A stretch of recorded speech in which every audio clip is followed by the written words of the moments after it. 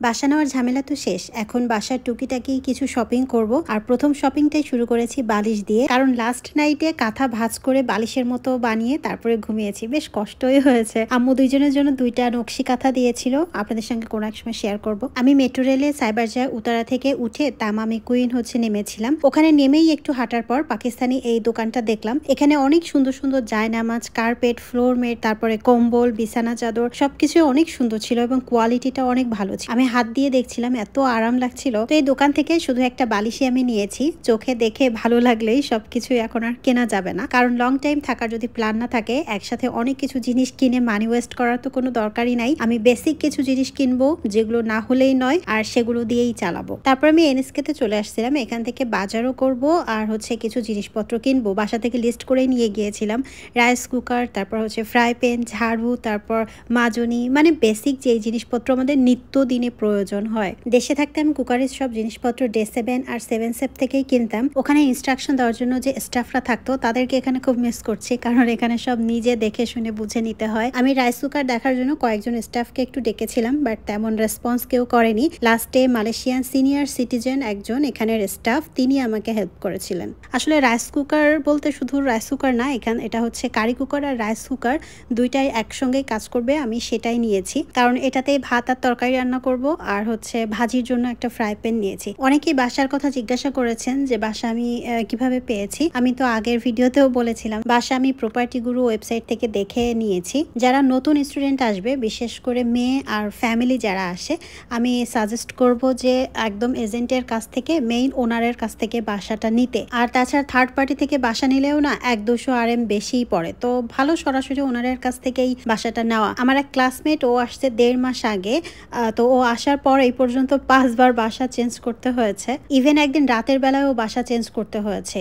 যদিও সে ছেলে, কিন্তু তারপরেও একটা নতুন দেশে আসার পরে এই হ্যারাসমেন্টগুলো প্রতিদিন বা কিছুদিন পর পর তো ভালো লাগে না, তাই না? যেমন আমি 1 বছরের জন্য আমার বাড়িওয়ালার সাথে কন্ট্যাক্ট করেছি। তো এখানে কেউ এসে তো 2 দিন পর বা 2 মাস পর এসে আমাকে কেউ বলবে না যে আমার কন্ট্যাক্ট শেষ হয়ে গেছে, আপনাকে তো এখন অন্য কোথাও চলে যেতে হবে। তো যাই হোক, আমি এখানে রাইস কুকার, ফ্রাই প্যান এগুলো কেনার পর বাসার অন্যান্য টুকিটাকি জিনিস কেনা শুরু করেছি। যেমন এই যে মাজনি কিনলাম, আর ঝাড়ুর সাথেই যে লম্বা বেলচা আছে ওটা দেখেই নিলাম, তাহলে কাজ করতে ইজি হবে। আমি এখানে একটু ময়লার বাস্কেট দেখছিলাম। প্রথমে ওপেন যে বাস্কেট থাকে সেটা দেখেছিলাম, তো এইটা লাস্টে চুজ করলাম, কারণ এর ভেতরে আরো একটা পার্ট আছে, তো ওটা উঠিয়েই ডাস্টবিনে ময়লা ফেলে আসা যাবে। আমার তো ময়লা ফেলতে হয় রুম থেকে বের হয়ে, পাশে একটা স্টোর আছে, ওখানে ডাস্টবিন রাখা আছে, সবার ময়লা এসে ওখানেই ফেলে। আর বিল্ডিং এ যে ক্লিনার আছে তারা প্রতিদিনের ময়লা প্রতিদিন এসেই নিয়ে যায়। আমি খুলনাতে যে বাসায় ছিলাম 2-3 দিন পর পর এসে ময়লা নিয়ে যেত। একটা মিডিয়াম সাইজের বালতি নিয়েছি, খুব বড় বালতি লাগবে না আসলে। এখানে শ্যাম্পু, শাওয়ার জেল, লোশন এগুলোর দাম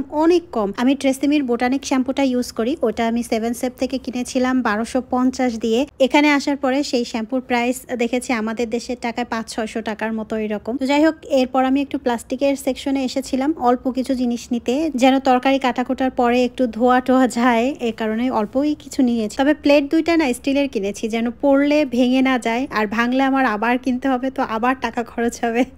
একটু হিসাব করতে যে বেশি হিসাব হয়ে গেছে। এখানে মেলামাইনের প্লেট না আমি কিনতে যেও কনফিউশনে ছিলাম, কারণ আমি দেশে থাকতে যেই মেলামাইনের জিনিসপত্রগুলো ইউজ করতাম, দেখতাম যে 2-1 বার ব্যবহারের পরে ওটা একটু হলুদ হলুদ দাগ, স্পট হয়ে যেত। তবে এখানের মেলামাইনের কোয়ালিটিটা ভালো। আমি যে পিরিচ টিরিচ যেগুলো কিনেছি ওগুলোতে রান্নার পরে তো তরকারি ভাজি রাখছি, এখনো কোনো হলুদ বা কোনো স্পটই পড়ে নাই। এখানে আসার পরে যদি হাতে সময় থাকে তো লাজদা থেকেও অর্ডার দেওয়া যায়, অনেক কিছু অনেক কম দামে পাওয়া যায়। কিন্তু আমার আসলে ওই সময়টা আর সুযোগটা ছিল না, কারণ ওই দিন যদি আমি অর্ডার দিই তাহলে আরো 4-5 দিন পর আসবে। এমনিতেই এখানে আসার পর 4-5 কেজি ওজন কমে গেছে বাইরের খাবার খাইতে খাইতে, আর অনেক সময় না খেয়েও থাকা লাগছে, কারণ সময় আর সুযোগ পাইনি। যেমন যেদিন এই যে বাজার করছি, সকালে একটা আপেল খেয়েছিলাম, আর এই সব জিনিসপত্র কিনে তারপরে বাসায় যে এই রাইস কুকারে ভাত রান্না করে, তারপরে এইখান থেকে যে মাছ কিনেছিলাম সেই মাছ ভাজি করে তারপর খেয়েছিলাম রাত 11টার দিকে মনে হয়। তো এরকম কয়েকটা দিনই গেছে এখানে আসার পর। যেদিন বাসায় উঠেছিলাম সেদিনও সকালে একটা আপেল খেয়েছিলাম,